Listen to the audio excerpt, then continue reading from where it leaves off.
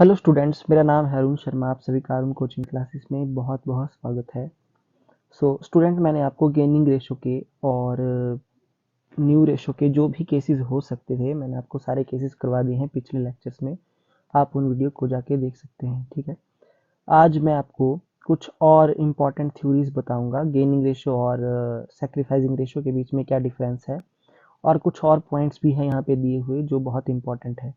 तो लेक्चर को शुरू करने से पहले बस इतनी सी रिक्वेस्ट है कि चैनल को सब्सक्राइब जरूर करें और बेल आइकन को प्रेस करना ना भूलें लेटेस्ट अपडेट्स के लिए।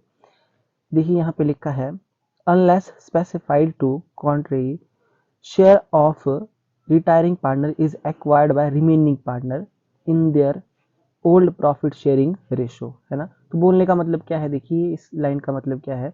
जैसे हमारे पास यहाँ पे ए, बी और सी, ये तीन पार्टनर्स हैं, है ना। और इनके बीच का रेशो है 1:2:3। ठीक है।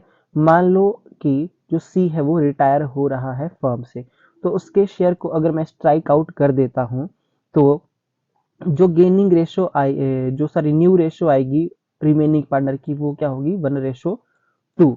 ठीक है। मतलब जब तक आपको क्वेश्चन में कुछ भी स्पेसिफाई ना किया गया हो, तो आप ये मान लेंगे कि रिटायरिंग पार्टनर का जो शेयर है वो एक्वायर किया गया है ओल्ड रेशो में ही, तो इनका ओल्ड रेशो ही न्यू रेशो बन जाएगा। ठीक है बच्चों। और ये ओल्ड रेशो ही गेनिंग रेशो भी होगी, क्योंकि हमारे पास कोई और इंफॉर्मेशन नहीं दी हो। तो ये केस नंबर 1 है जो मैंने आपको बताया था, है ना। तो उस केस को जाके आप देख सकते हैं। वैसे मैंने यहाँ पे आपको समझा दिया भी, ऐसा यहाँ पे बोला गया है। उसके बाद, when continuing partners agree to share future profit in specified ratio. ठीक है।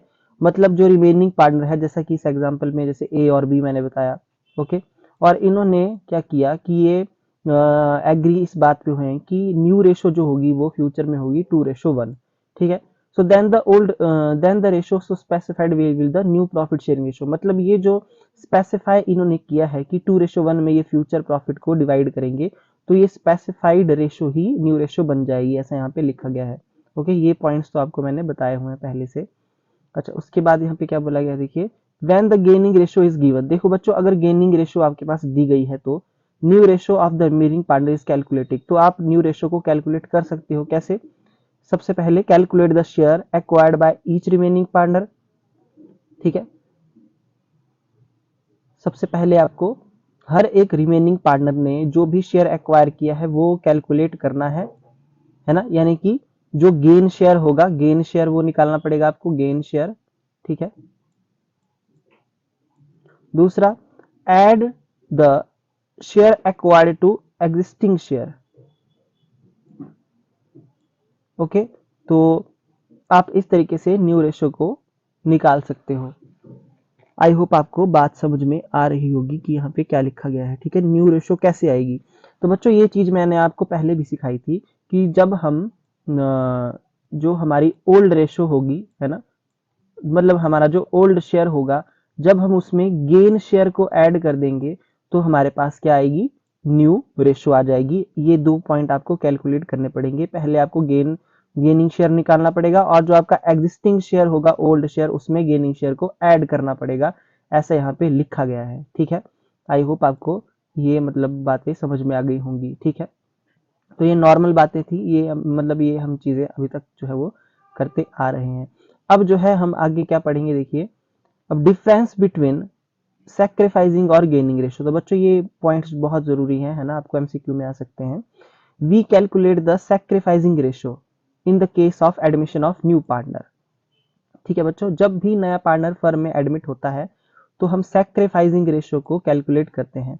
Where as gaining ratio is calculated when partner dies और रिटायर फ्रॉम द फर्म। देखिए, जब कोई पार्टनर मर जाएगा, डाई हो जाएगा, या फिर वो फर्म से रिटायर होता है, तो हम गेनिंग रेशो कैलकुलेट करते हैं।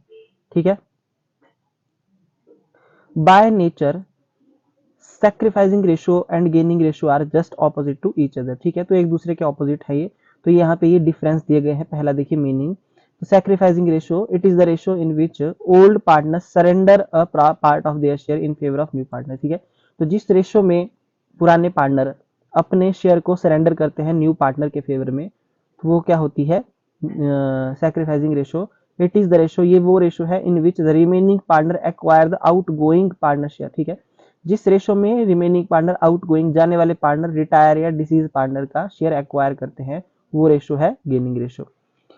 अच्छा, occasion it is calculated in the case of admission of new partner. जब कोई पार्टनर फर्म से क्या होता है, जब किसी पार्टनर की एडमिशन होती है तब सैक्रिफाइसिंग रेशो को कैलकुलेट किया जाता है, और जब कोई पार्टनर रिटायर हो जाता है या किसी पार्टनर की डेथ हो जाती है तो गेनिंग रेशो कैलकुलेट की जाती है। अच्छा जी, इसका फॉर्मूला आपको पता होगा, sacrificing ratio is equal to old ratio minus new ratio, यानी कि old share minus new share. और गेनिंग रेशो कैसे निकलती है, new ratio minus old ratio, यानी कि new share minus old share. Okay. अच्छा जी, use it is use to share goodwill brought in cash by the new partner between old partner. ठीक है, तो इसका इस्तेमाल कहाँ होगा सैक्रिफाइसिंग रेशो का, it is use to share the goodwill brought in cash by new partner. ठीक है बच्चों, जो भी आपका नया पार्टनर गुडविल का शेयर जो है वो ब्रॉट करके ला रहा है, गुडविल का शेयर है ना कैश में, उसको डिस्ट्रीब्यूट करेंगे हम, है ना, उसकी सेटलमेंट करेंगे हम किसमें, ओल्ड पार्टनर्स के बीच में, है ना। तो उस टाइम पे सैक्रिफाइसिंग रेशो कैलकुलेट की जाएगी, है ना, गुडविल शेयर जो होगा उसके एडजस्टमेंट के लिए। बाकी जो गेनिंग रेशो है, it is use to determine the amount of goodwill paid to retiring partner. ठीक है बच्चों, तो रिमेनिंग पार्टनर क्या करेंगे, जाने वाले पार्टनर को या डिसीज पार्टनर को गुडविल का शेयर जो है वो पे करेंगे, तो उसके लिए गेनिंग रेशो को कैलकुलेट किया जाएगा उस टाइम। ठीक है। अच्छा, effect it is decrease in share of old. देखिए, जो सैक्रिफाइसिंग रेशो होती है उससे पुराने पार्टनर का शेयर डिक्रीज होता है, और गेनिंग रेशो से क्या होता है, जो रिमेनिंग पार्टनर्स होते हैं, बचे हुए पार्टनर, उनका शेयर बढ़ जाता है। ठीक है। Effect on capital account, old partner capital account are credited in the sacrificing ratio. ठीक है बच्चों, जो ओल्ड पार्टनर के कैपिटल अकाउंट होते हैं वो क्रेडिट किए जाते हैं सैक्रिफाइसिंग रेशो में, और रिमेनिंग पार्टनर कैपिटल अकाउंट को डेबिट किया जाएगा गेनिंग रेशो। ठीक है बच्चों, बस इतना सा डिफरेंस है ये। आई होप आपको इतना समझ में आ गया होगा। तो आज के लिए इतना ही, है ना। इस वीडियो को बार बार देखिए, है ना, ये आपके एमसीक्यू लिए, एमसीक्यू के पॉइंट ऑफ व्यू से बहुत जरूरी है। Thank you so much.